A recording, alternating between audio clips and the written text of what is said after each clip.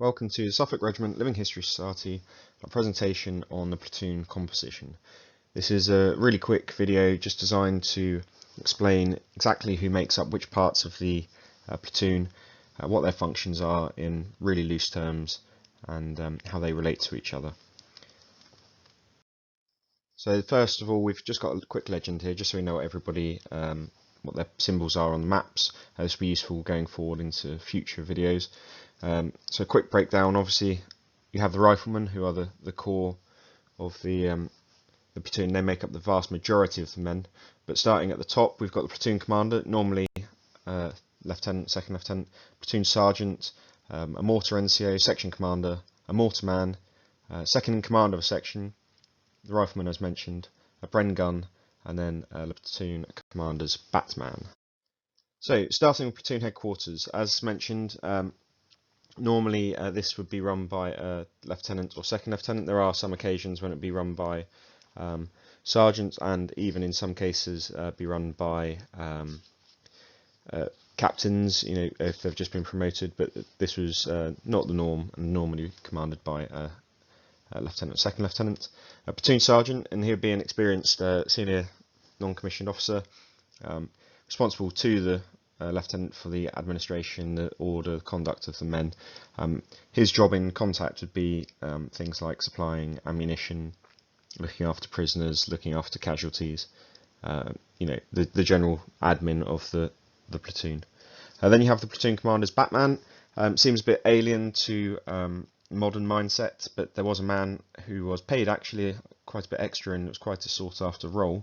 And his job was to look after the platoon commander, so he would carry out all his general day-to-day admin tasks, things like that. He was also the runner for platoon HQ, and he also carried the platoon's 38 set, the wireless set. Unlike modern infantry, where you'll have personal role radios and every man in the section or platoon will have a radio on them, this wasn't the case in the Second World War. Indeed, at the start of the war, there was only company level wireless sets. So after that, they disseminated them down to platoon level, and you had one per platoon of around 35 to 38 men. And you'd have one radio between them. Then you've got symbology for a mortarman. So mortar, 2-inch mortar, which was the indirect fire support for the platoon. That was based in the platoon headquarters under the command of either the platoon commander or the platoon sergeant. That is, the use was under the command of those two. But obviously, the mortar men were in turn commanded by an NCO. Symbology for him at the bottom. Quite a good piece of kit, normally used to fire smoke as opposed to high explosive. The HE rounds on it were not particularly effective due to the small size, but it was very good for deploying smoke to screen attacks, retreats, etc.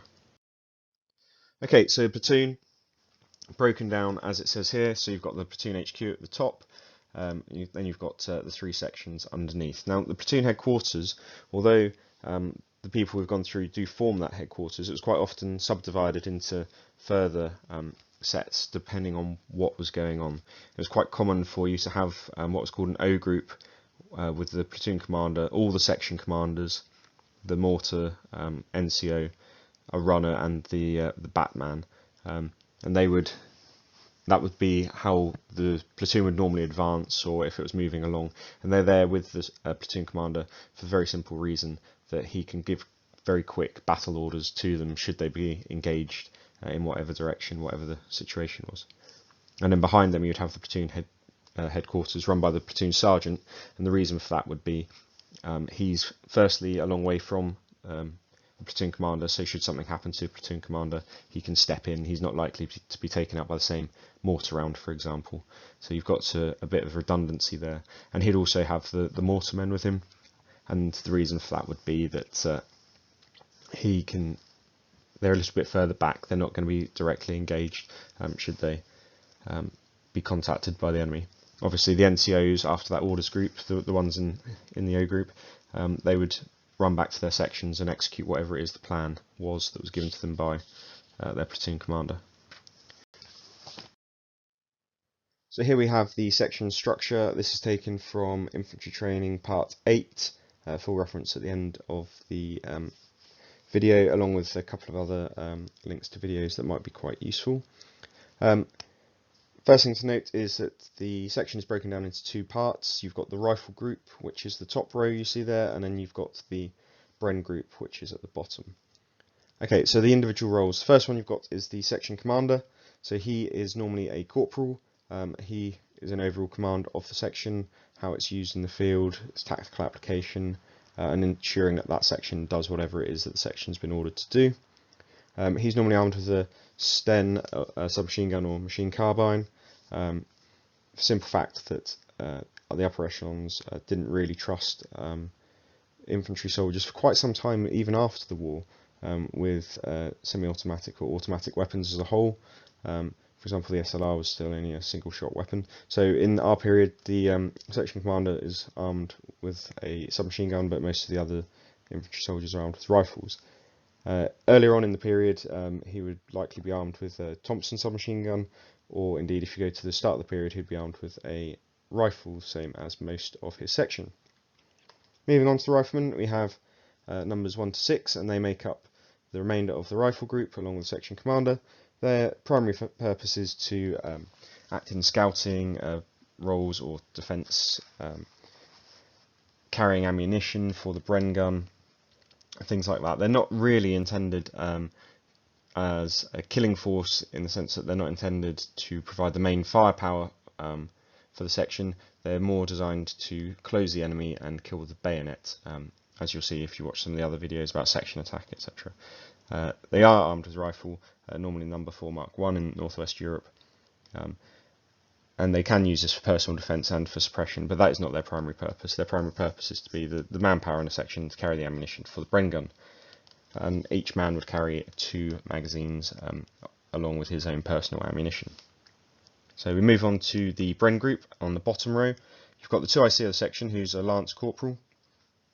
His job is to look after the Bren group, the most important part of the section, the primary purpose of the section. Bren gun in our period is the main firepower for the section. It provides the main suppressing fire, it provides the main killing fire, and that is what the section is built around. As mentioned, a lot of the other members of this section are carrying ammunition for it. It's really important. It is the most critical part of the entire section. Every man in that section would be trained to use the Bren gun, as indeed they would be trained to use the Sten gun as well. But every man in this section would know how to use the Bren gun, and should the Bren gunner get hit, then another man would take over from him. Say he's incapacitated in some way, another man would pick up the Bren gun and continue to use it. It was the most important aspect, and the sighting of it was critical in the platoon or the section's objective achievement. So hence why you have a lance corporal in charge of that Bren gun. Then you have Bren gunner number 1. Bren gunner number 1 is the Bren gunner himself, so he'll be carrying a Bren gun in place of a rifle. He would place the weapon, use the weapon as directed by the 2IC. Now 2IC, who we've already touched upon, he had a number of other roles within the section. He would also be looking after things like the ammunition, so he'd be making sure, for example, if the Bren gunner number 2 reported to him that they're running low on ammunition at the actual gun, he'd be going around the section gathering up magazines from other riflemen. He might need to pull a couple of riflemen back to rearm magazines if the firefight was particularly fierce. He'd also have responsibilities as section commander for looking after other elements of section, like perhaps he might be looking after food, welfare, things like that. So him and the section commander are really important, and that relationship between the section commander and the 2IC is critical, particularly in things like the attack, because they're operating as 2 distinct groups within one overall section, and it's important that 2IC knows absolutely what the intent of the section commander is, so that he can aid the section commander with the appropriate placement and the appropriate fire of the Bren gun.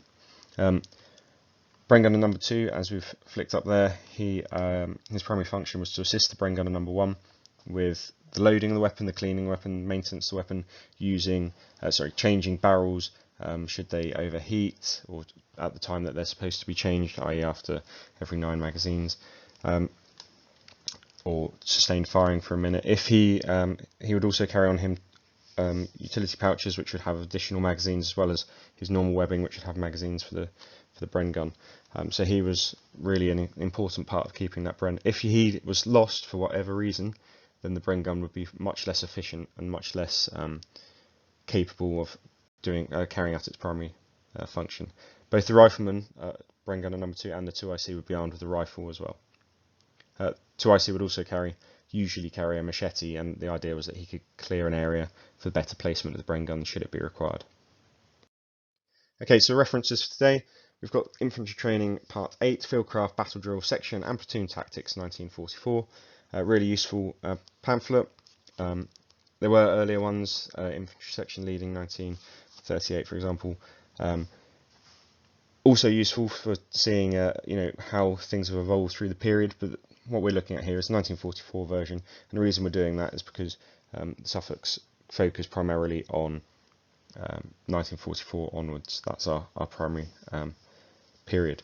I've also included a couple of links there to videos online. So we've got the section attack video and the platoon attack video, slightly different to what we've gone through today, but you will see elements of what we've included here. We've also got a couple of presentations ourselves on our YouTube page for some of these, so worth checking that out. But if you are interested in seeing period footage of the manoeuvres that we've talked about, or how the individuals relate to those manoeuvres, then I thoroughly recommend those videos. If you do have questions, by all means drop us an email, get in contact with us on our Facebook page, our YouTube channel, or indeed our website. And thank you very much for watching. Hopefully you've enjoyed it.